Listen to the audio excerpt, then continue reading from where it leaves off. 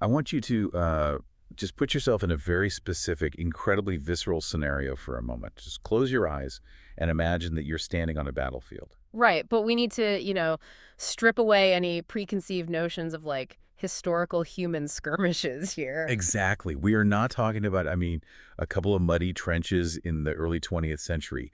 I want you to imagine you are standing on a grim, blood-soaked, just utterly brutal battlefield in the 41st millennium. Oh, yeah, the atmosphere there is completely suffocating. Yeah, it's thick with, acrid smoke and burning promethium and ozone. Mhm. The ground beneath your boots has just been churned into this toxic, sucking mud. It's an environment of just absolute sensory overload. I mean, a place designed for nothing but industrial-scale slaughter. Right. And everywhere you look, your eyes are just assaulted by this devastating, oversized machinery of futuristic war. Right. And in this environment, you are bracing yourself. Your nervous system is primed for a very, very specific type of threat. Right. You're expecting heavily armored soldiers. Exactly. You're expecting the deafening roar of massive artillery pieces or the grinding treads of super heavy tanks. Or, warriors with these incredibly grim, battle-hardened faces charging towards you through the haze. Yeah, with chainswords revving. Oh, You are mentally and physically ready for a conventional mechanical nightmare. But then, the heavy smoke parts. And instead of a tank or instead of a genetically modified super soldier screaming some blood-curdling war cry, you're confronted by, a dancer. which completely, I mean, it just braced the human brain's ability to process threat assessment. It is a profoundly jarring, almost paralyzing image. It makes absolutely no sense. You were looking at a dancer wearing this vibrant, almost offensively bright, smiling theatrical mask. Yeah, and this figure isn't just walking, right? No, they are moving with this breathtaking, fluid, just acrobatic precision. And as you watch, kind of frozen in confusion, you realize the horrific truth. Every single leap, every perfectly executed pirouette, every graceful step this dancer takes is a lethal killing blow. They aren't avoiding the slaughter, they are orchestrating it. Exactly. And a perfectly choreographed massacre happening right in front of you. You're watching what we would consider, high art, the absolute pinnacle of physical performance. But it's being executed flawlessly in an environment of total grinding annihilation. The cognitive dissonance is staggering. It really is. Well, welcome to our deep dive. I'm so glad you're joining us today because we are looking at a very specific, absolutely fascinating set of notes and excerpts from a text called The Cosmic Jest, Aeldari Harlequins and the Deadly Dance. Such a great source text. It really is. And our mission today, and it's a massive undertaking, is to unravel one of the most enigmatic, frankly mind-bending factions in this entire universe, which are the Harlequins. We really need to figure out the underlying mechanics and the history here. Right, because how do you get from a universe defined by mud and lasers and endless war to a combatant who treats a battlefield like the stage for a ballet? So, to even begin to grasp this, we have to establish a foundational premise for you, the listener, right from the start. As you dig into the source material, the text makes it explicitly clear. You cannot, under any circumstances, look at the Harlequins as conventional soldiers. Right. If you try to analyze their movements through the lens of like standard military tactics or their motivations through standard military psychology, you will completely miss the reality of what they are. Because they aren't an army. No, we are looking at a faction that has entirely, deliberately erased the line between art and war. They are the living, breathing embodiment of myth, of performance, and of a grand, overarching cosmic design. So to a Harlequin, a battlefield isn't, piece of contested territory. It is literally, not metaphorically, a stage for a cosmic performance. Okay, let's unpack this. Yeah. Because going from the idea of a soldier holding a rifle to a combat dancer executing high art in a war zone, that is a massive conceptual leap. We need to understand the why and the how here. Why would any rational warrior choose to wear a lightweight theatrical stage mask instead of, a heavy protective tactical helmet? Right, a mask doesn't stop a bullet. Exactly. Yeah. So to understand how such a bizarre and terrifying force came into existence and how they actually survive, we have to rewind the clock. We have to look at the historical roots. We need to examine the civilization that actually birthed them. And the unimaginable catastrophic trauma that they somehow lived through. Yeah, the sources take us deep into the ancient past, all the way back to the height of the ancient Aeldari Empire. Now, when we talk about this empire, we are not talking about a civilization that was struggling to survive. Oh, not at all. We are talking about an interstellar society that had reached a level of absolute, unbridled mastery over the material universe. They had conquered everything they needed to conquer. They had basically solved every technological and scarcity problem a civilization could possibly face. Right. And because their biology makes them experience emotion and sensation magnitudes more intensely than a human ever could, this post-scarcity reality became incredibly dangerous. Without struggle, they turned inward. Exactly. They turned toward hedonism, extreme sensation, and just unprecedented excess. It's like the ultimate idle hands scenario, but amplified to a galactic scale. Precisely. But this wasn't just a brief historical period of a culture partying a little too hard or, enjoying too much luxury. This was a societal rot so profound, so astronomically deep and pervasive that it began to have physics-breaking consequences. Physics breaking, that's such a wild concept. It is, because the Aeldari possess incredibly potent psychic presences.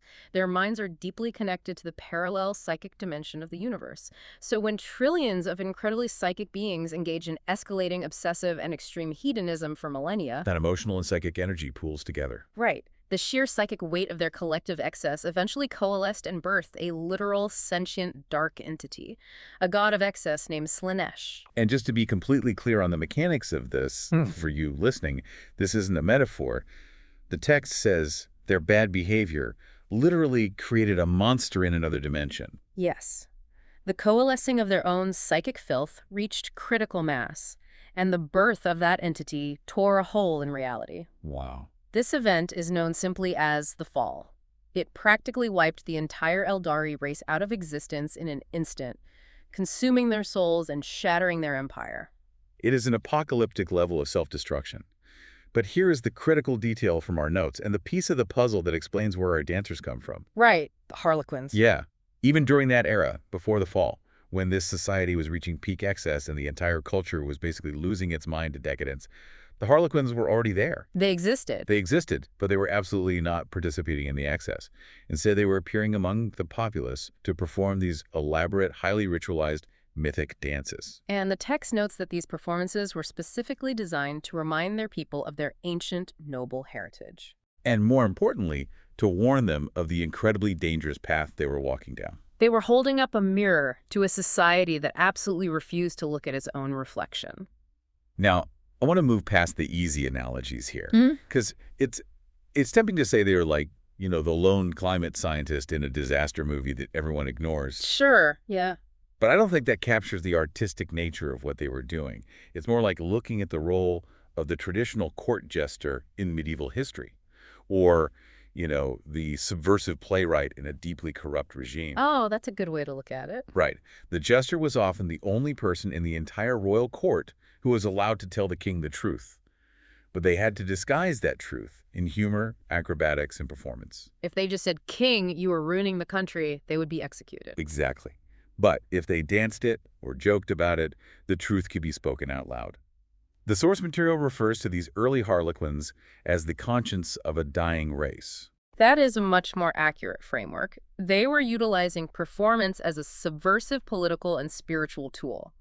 And what the text also highlights is how those warnings were received. Oh, they weren't just ignored. No, they were met with active, visceral hostility. And when you analyze the sociology of a decadent culture, this makes perfect sense. Society rarely, if ever, rewards the artist who holds a mirror up to its own fatal flaws. Yeah, nobody likes being told they're the problem. Right. The Harlequins were fundamentally rejected by their own people because their art forced a highly self-absorbed culture to confront its own impending self-destruction. Right, nobody who is entirely consumed by the pursuit of absolute pleasure wants a theatrical troupe showing up to tell them that their pleasure is actively building a psychic bomb that will kill them all. Because accepting the message of the performance would mean having to stop the party. Exactly. They were the ultimate subversive threat to a society addicted to its own decay. So they were marginalized. They were pushed to the absolute fringes of Aeldari society, ignored, mocked, despised. But here is the fascinating evolutionary pivot. Yeah, this part is crazy. Because they were alienated from the mainstream culture during the centuries leading up to the apocalypse, they weren't spiritually consumed by the rot in the same way. So when the fall finally happened and the society was obliterated, The Harlequins were on the outside looking in. which fundamentally altered their trajectory as a distinct subculture. Because they survived the apocalypse that destroyed their tormentors, they evolved into something entirely separate from the other Aeldari survivors. They became an isolated, completely self-contained culture built around a single, all-consuming cosmic purpose. Let's dig into that culture. Because the modern Harlequins, as detailed in our sources, they exist completely outside normal Aeldari society. They don't mingle with the survivors who travel the stars on those massive world ships. No, they don't share the same societal structures or the same paths of survival. Their allegiance is entirely internal. They're devoted completely to their own unique beliefs and specifically to a deity known as Sigrak, the Laughing God. The Laughing God. Even the name signifies a radical departure from the standard grim, stoic warrior deities you usually encounter in these settings. Yeah, you don't usually see a god of laughter in a universe this grim. Exactly. Sigurd is described as a trickster figure, one of the incredibly few entities of their original pantheon who actually survived the fall. And he survived by escaping into the webway, right? Yes, which we can think of as a vast extra-dimensional labyrinth that exists between real space and the psychic dimension. And the Harlequins' devotion to this laughing god isn't just about, offering prayers or maintaining temples. No, it's so much deeper. The sources describe this incredibly intense, mind-bending concept.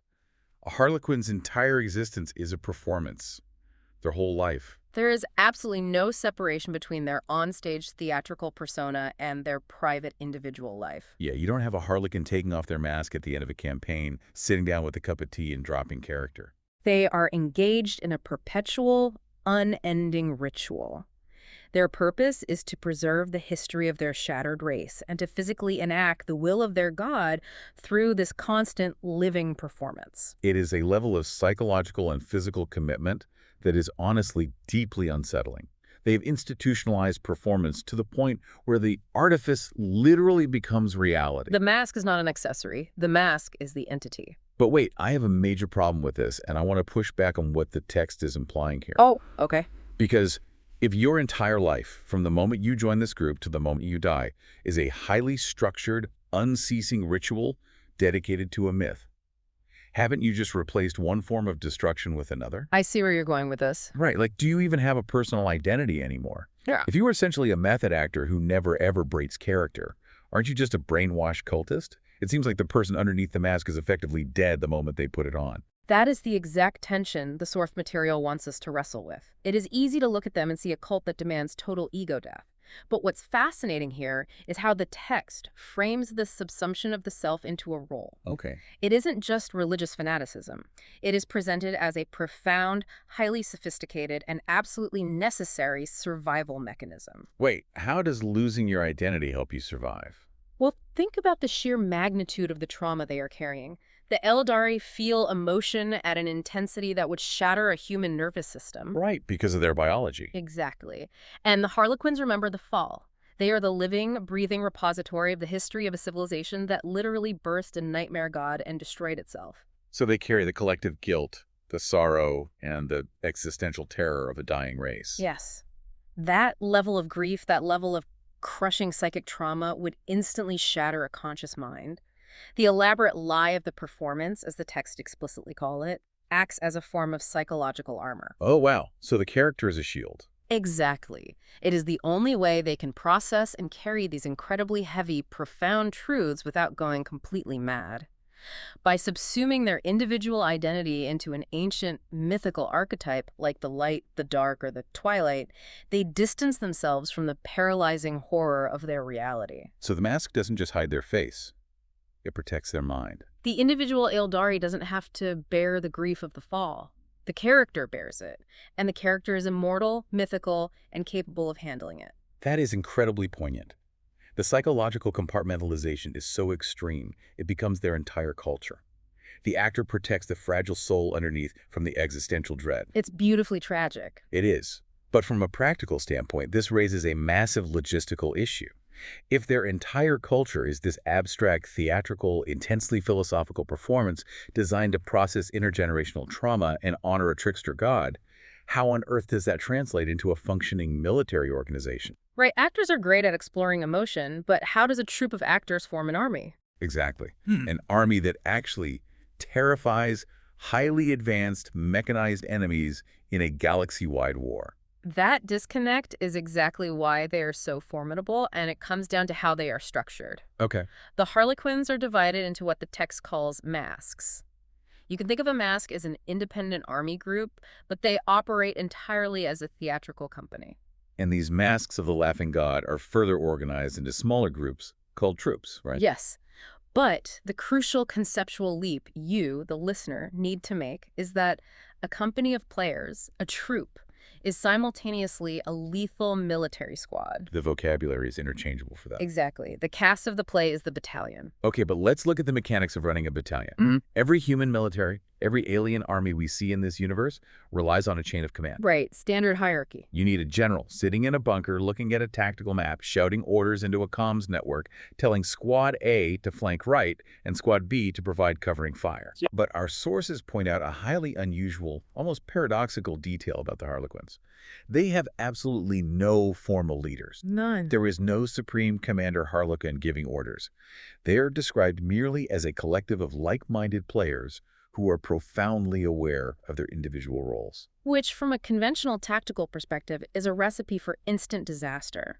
Conventional military wisdom dictates that without a rigid chain of command to process information and issue directives, an armed force quickly devolves into chaos and is routed. Right, but for them, it isn't chaos at all. I was trying to figure out how this actually works mechanically on a battlefield without descending into friendly fire and confusion. Think about the difference between a traditional symphony orchestra and a masterful jazz ensemble. Oh, I like this. In a traditional orchestra, which represents your standard military, you have a conductor standing on a podium. They possess the sheet music, and they're literally dictating every single note, the tempo, the volume, and when each section plays. So if you shoot the conductor, the orchestra falls apart because they rely on centralized direction. Exactly. The information flow is strictly top-down. But in a top-tier jazz quartet or an incredibly elite improv comedy group, there is no conductor. Right. No one is explicitly telling the bassist when to come in. No one is signaling the saxophonist to take a solo. Instead, every single performer knows the script, the underlying chord progression, the rhythm, the emotional beats of the piece. And they know the music so intimately, and they are so attuned to one another that they organically, almost telepathically, know exactly when to step forward and take the lead. Yes, when to fall back and support their teammates, and when to strike a crescendo. That is a brilliant way to conceptualize their command structure, or lack thereof. The text implies a state of total intuitive synchronicity. They aren't following orders. They are following the rhythm of the myth they are enacting. And when we apply that decentralized intuitive framework to a chaotic battlefield, it explains precisely why they are so incredibly difficult to defeat. Because traditional military doctrine just doesn't work against a jazz ensemble. Exactly. Think about how you defeat an enemy army strategically. You want to disrupt their command and control. You assassinate their generals. You bomb their communications relays. Right. You cut off the head of the snake, causing the massive, cumbersome body of the army to flail around blindly until it dies. But you simply cannot execute a decapitation strike against a Harlequin troop. Because there's no head to cut off. There is no general to assassinate. There is no single point of failure. The leadership isn't concentrated in one individual. It is distributed equally across the entire collective through their shared artistic and mythic intuition. So if one dancer falls in combat, the others don't wait for a new commanding officer to issue revised orders. No, they instantly seamlessly adapt the choreography of their attack to fill the gap left by their fallen comrade. The play continues without missing a single tactical beat. The enemy is left fighting a swarm that thinks and moves as a single fluid organism. Exactly. That decentralized synchronicity is genuinely terrifying. And it dictates exactly how they operate when the fighting actually starts. Their art isn't just some abstract philosophical theory they debate in a rehearsal room. It is violently, lethally applied. We are talking about what the sources call the stage of blood. The combat doctrine of the Harlequins is where their psychological armor and their theatrical structure meet the physical, brutal reality of war. The text describes it as a terrifying, acrobatic fusion of blinding speed, flawless precision, and extreme violence. They do not march in formations. No, they leap, they bound off of ruins, they flip over the heads of armored combatants. And the source explicitly notes that a dance move can be a killing stroke. But here is where we need to explain the how. I can already hear you listening and asking, wait, a pirouette doesn't stop a laser beam. How does an acrobat survive a heavy bolter barrage? Right, it seems impossible. The secret is in their technology, which is as exotic as their philosophy. They don't wear thick metal plating. They wear things like domino fields. Oh, the domino fields are fascinating. They really are. It's advanced holographic technology that shatters their physical outline into a blinding cloud of multicolored light fragments as they move. The faster they dance, the more impossible they are to target. You can't shoot what your targeting cogitators can't lock onto. Exactly. And they use anti-gravitic flip belts that essentially allow them to ignore gravity, meaning they can strike from angles that conventional soldiers physically cannot anticipate. They replace the concept of armor with the concept of absolute evasion and misdirection.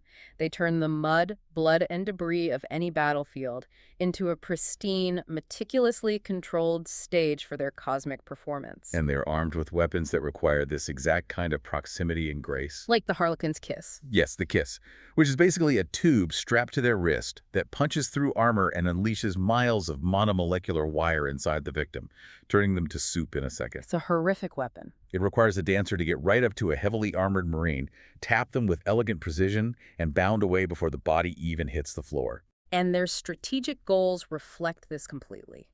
The sources highlight that they are elite hit-and-run specialists. Unlike traditional soldiers, the Harlequins have absolutely zero interest in holding ground. They don't want to capture a bunker, dig a trench, and sit there for 3 weeks. No, they are the ultimate ephemeral force. To hold ground implies a static defense, and a static defense means becoming a target. Right. Their objective is purely to strike with overwhelming precision, deliver the violent climax of their performance, and then vanish into the shadows before the enemy command structure even realizes the attack has begun. Here's where it gets really interesting, though. Think about the psychological horror of fighting them from the perspective of an ordinary baseline soldier. Oh, man. Right. Put yourself back in the boots of that grunt we talked about at the very beginning of the deep dive. When you fight a normal enemy soldier, even an alien one, you generally understand them on a fundamental level. You might hate them, but you get their motivations. Exactly. They want your territory, or they want your resources, or they're just trying to survive the battle just like you are. There's a shared, grim reality to the conflict. There's a mutual acknowledgement of the stakes. Yes. But when you fight a Harlequin, you are fighting a brightly colored, masked entity who doesn't care about your land or your resources. And worse, they don't even grant you the dignity of treating you as a fellow warrior. They treat you and your imminent violent death as a mere prop in their theatrical production. You aren't a threat to be respected. You are just a necessary plot device for their dance. A piece of scenery they need to vault over, or a minor character whose death serves to highlight their own agility. The utter disregard for the humanity or the agency of the enemy. Yeah. The way a soldier's life is just casually extinguished as part of a choreographed routine, it strips all the honor and the meaning out of war. It reduces the soldier to nothing. If we connect this hit-and-run combat doctrine to the bigger picture of their existence, it perfectly mirrors their overarching cultural philosophy. How so? Think about the symmetry here. Just as they absolutely refuse to hold physical ground in a firefight, preferring to strike and immediately vanish, they refuse to hold a physical homeland in the broader universe. Oh, wow. Right, they don't have planets. Exactly. Normal Aeldari survivors cling to their massive, city-sized craft worlds. They have physical territories, borders, and populations that they must defend, often at the cost of countless lives. But the Harlequins are completely untethered from that burden. Because they reside primarily within the hidden pathways of the webway, they exist only in transit. They exist only in the moment of the strike, in the fleeting, ephemeral space of the performance itself. Their refusal to hold a trench on the battlefield is a micro-reflection of their macro-existence. Exactly. They belong completely to the dance, not to the dirt. They belong to the dance, not to the dirt. That is a stunning way to phrase it. It's a beautiful, if incredibly bloody philosophy. It really is. But as we dig into the final sections of our sources, it becomes clear that all of this, the history, the psychological armor, the leaderless troops, the lethal acrobatics, it isn't just a collection of ancient lore or theoretical combat tactics. No, not at all. There is a very real, very pressing modern crisis unfolding right now in the lore that is driving this faction to take unprecedented, desperate action. Yeah, the source material explicitly addresses the recent history of the 41st millennium. As this era progresses, an era defined by the galaxy literally tearing in half, by the Great Rift opening, and by massive, unprecedented cosmic upheaval. A newfound, intense urgency has taken hold of the Harlequins. The text reports a very significant, measurable shift in their behavior and their demographics. Increasingly large numbers of Aeldari from all different walks of life, from different craft worlds and factions, are suddenly abandoning their normal lives. They're hearing a call. Yes, vanishing into the extra-dimensional labyrinth of the webway and emerging to take up the Harlequin's mask. Which means their ranks are swelling at an unprecedented rate. The play is ramping up, they are casting significantly more actors. Yes, the scale of their operations is expanding dramatically, but why? And this shifts the tone of the entire deep dive, doesn't it? Our sources touch upon what they refer to as the ultimate horror of the Harlequins. It's so dark. When you look past the blinding speed, past the acrobatic grace, the vibrant colors, those ever-smiling theatrical masks, you realize what is actually driving them. They are not carefree tricksters? No, they are the embodiment of a desperate, clinging hope. They're the shattered, traumatized remnants of a fallen race that has been backed into a cosmic corner by gods and monsters. And they are forced to fight for their literal survival using nothing but myth, dance, and prophecy. It completely strips away the illusion of their invincibility and their whimsy. Underneath the breathtaking martial skill and the eerie, echoing laughter on the battlefield, there is a profound existential tragedy. And the text makes a chilling assertion that we really need to focus on to understand their current actions. Right, they are not soldiers fighting for a conventional military victory. A conventional victory, like conquering planets, rebuilding an empire, is utterly impossible for them. There are too few of them, and their enemies are too vast. Exactly. So what are they doing? If they can't win the war, what is the point of the combat? They are actors performing a play that they believe will literally decide the fate of their entire species. A metaphysical play that will decide if they live or go permanently extinct. Precisely. Every single strike against an enemy, every performance in the halls of a craft world, every new recruit putting on the mask and abandoning their past, it is all building toward a final prophesied act. They believe that their cosmic jest, their great galaxy-spanning performance orchestrated by the Laughing God, is the absolute only mechanism left that can outmaneuver Slaanesh. The doom that has been hunting their race's soul since the fall. They are trying to trick a god through the medium of lethal theater. The burden of that is just unfathomable. It is. So to pull all of this together for you listening, we started this deep dive looking at what seemed like an absurd, impossible image.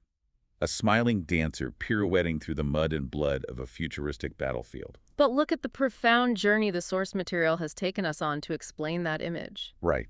We've explored the mechanics of how psychic excess birthed the dark god, and how a group of marginalized performers transformed from being the ignored, mocked conscience of a decadent society into a completely self-contained culture.